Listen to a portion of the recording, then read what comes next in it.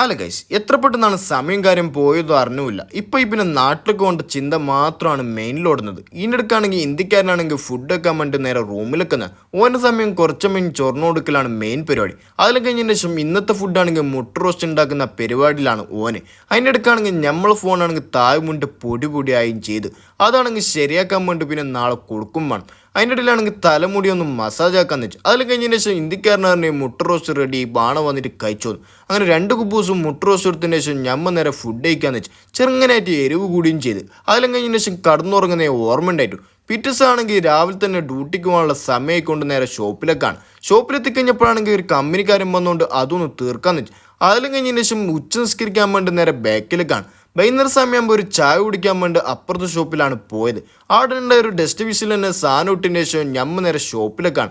ഷോപ്പിൽ നിന്നാണെങ്കിൽ സബ് എന്ന് വിളിച്ചറിഞ്ഞ ഒരു സാൻഡ്വിച്ച് ഇടുന്നുണ്ട് ബാണ വന്നിട്ട് കഴിച്ചോ. ഇന്നാണെങ്കിൽ ചെറിയൊരു വീഡിയോ എടുക്കാണ്ടായിക്കൊണ്ട് ഈ സാധനം എടുത്തിട്ടാണ് ഷോപ്പിലേക്ക് പോയത്. അങ്ങനെ റൂമിലെത്തിയതിന് ശേഷം നേരെ കടന്നുറങ്ങാന്ന് വെച്ച്. ബാക്കി നാളെ ബായ്.